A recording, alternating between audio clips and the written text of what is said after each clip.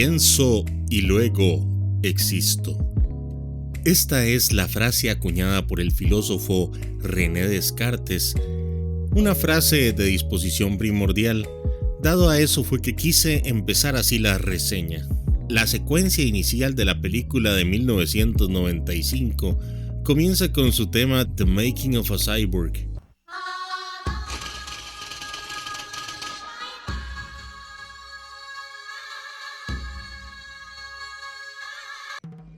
Dicha propuesta es la suma de cantos religiosos que hablan sobre el nacimiento del alma.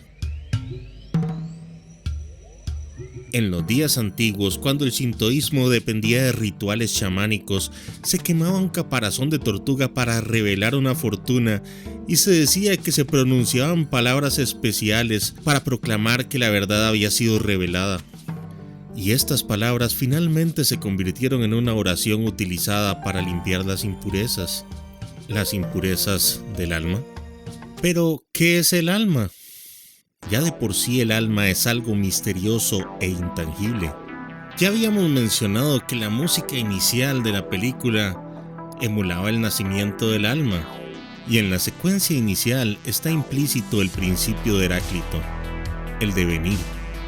El devenir es el proceso del nacimiento y desarrollo de un objeto, proceso en que el objeto llega a convertirse en el ser. Pero en Ghost in the Shell hablamos del alma de la máquina y al mismo tiempo de cómo la humanidad se está quedando sin alma. La franquicia entera de Ghost in the Shell es una meditación acerca de la conciencia humana, del estado consciente del ser y qué es lo que hace al ser humano especial de otros seres animados. Y entonces aquí entramos en la problemática. Las limitaciones de la percepción humana fueron muy bien descritas por Descartes. ¿Cómo podemos saber que el mundo que vemos no es una ilusión? Para Descartes, él podía estar seguro de su propia existencia, porque aunque todo fuese una ilusión, él tenía la capacidad de pensar. Motoko Kusanagi es quizá el personaje del anime que más profundiza en el concepto del ser. El director de Ghost in the Shell, Mamoru Oshii, buscaría en Motoko una crítica aún más profunda para el enunciado de Descartes. Pienso y luego existo involucra que exista un concepto aún más básico y necesario para autoidentificarse, el concepto del yo. Motoko es un personaje complejo que no solamente vive con la duda de que si está o no realmente viva o si tiene o no alma. Al igual que Nietzsche, Motoko duda de la existencia de algo más básico, el ego. ¿Qué es ser yo? ¿Realmente el yo existe? Cuando una idea se manifiesta en la mente, ¿es una idea propia del individuo? ¿O será una idea que llegó a la mente del individuo? Si esta idea llegó a la mente del individuo, ¿de dónde vino? Es por eso que Nietzsche, en su libro Más allá del bien y del mal, manifiesta estas inquietudes tan profundas. ¿De dónde vino la noción de que puedo pensar? ¿Qué me da derecho a hablar de la existencia del ego? ¿Será acaso el ego el producto de un pensamiento? Nietzsche terminaría por cambiar la frase pienso y luego existo por el enunciado algo piensa, en el sentido de que el algo no puede ser encasillado en el yo. Y como vemos, esta indagación elevó el contenido de la historia de Ghost in the Shell a otro nivel. Para los que vieron el live action del 2017, desafortunadamente la película americana hizo un brinco argumental enorme con el villano y lo cambió, y esto permuta, diría yo, la misma esencia de Ghost in the Shell, hasta el punto de que le quitó toda la parte mental, psicológica y profunda de la película. El villano de Ghost in the Shell fue una creación de Sección 6, una división de espionaje gubernamental. Sí, la misma gente que ahora encargó a la División 9 con Motoko tratando de detener su propia creación. El Puppet Master fue originalmente conocido como Proyecto 2501, El proyecto 2501 se creó para el Ministerio de Relaciones Exteriores de Japón como una herramienta que podía manipular sigilosamente la política y la inteligencia, alterando las bases de datos y las memorias de personas claves en beneficio de personas y organizaciones seleccionadas afiliadas al ministerio. Y está equipado con una computadora y habilidades de piratería cibernética. Por sí mismo, este programa de inteligencia artificial desarrolló sensibilidad y conciencia de sí mismo. Como vemos, el antagonista de Motoko manifiesta lo que pareciera una noción de identidad, y Motoko continúa en el caso poniendo en duda su propia existencia. Y ella se pregunta a sí misma qué es lo que la hace diferente del criminal al que ella busca.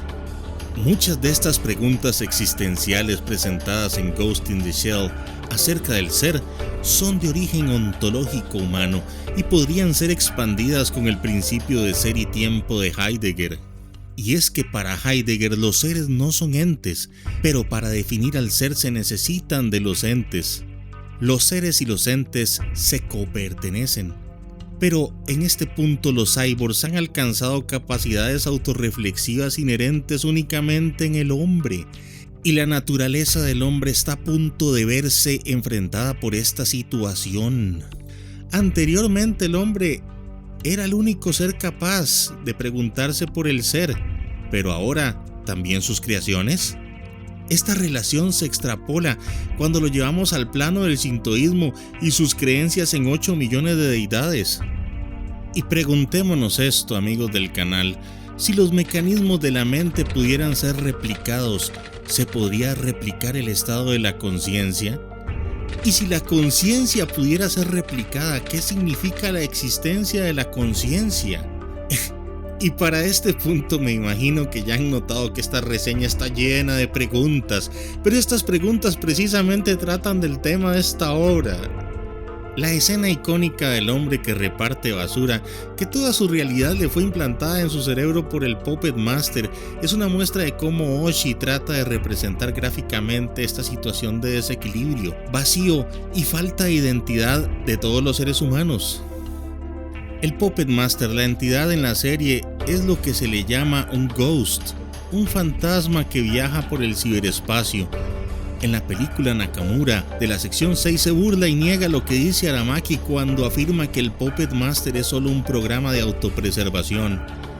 El proyecto 2501 responde al interrogatorio diciendo que se puede argumentar que el ADN también puede considerarse como un programa de autopreservación humano.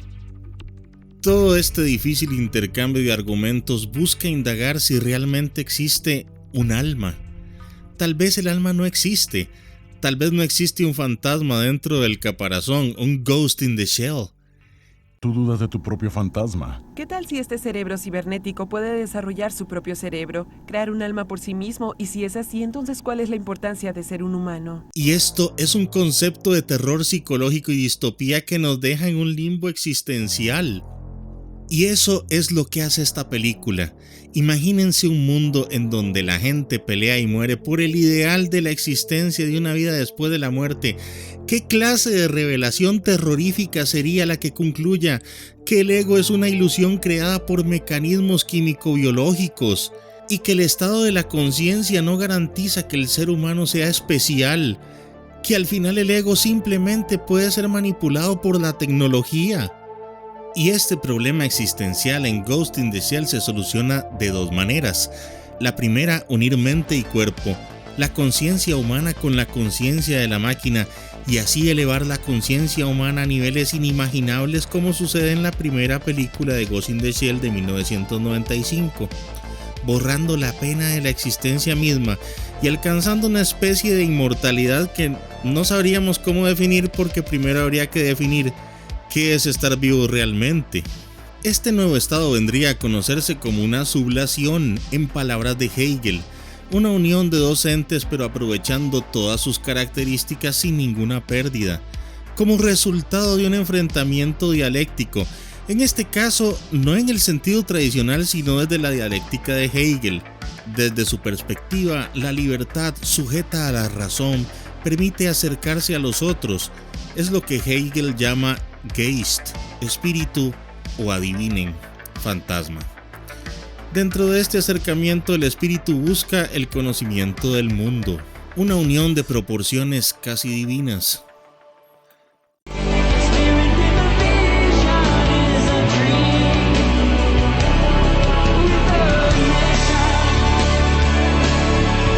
Y la segunda solución sería la propuesta en Ghost in the Shell 2 Innocence, la cual sería totalmente contraria a lo anterior. El antagonista de la película, Kim, fue el creador de una serie de sex dolls con conciencias implantadas capaces de asesinar. Él buscaría separar la mente del cuerpo para que la mente no pueda ser corrompida por los impulsos del cuerpo y escapar de la debilidad del hombre de autopreservación, quien mismo decide meter su mente dentro de un títere, un maniquí inanimado. Como verán, esta trama está directamente apegada con el concepto de Ningyo Yoruri y Karakuri Ninjo, del que había hablado en el video de por qué los mechas son importantes en el anime.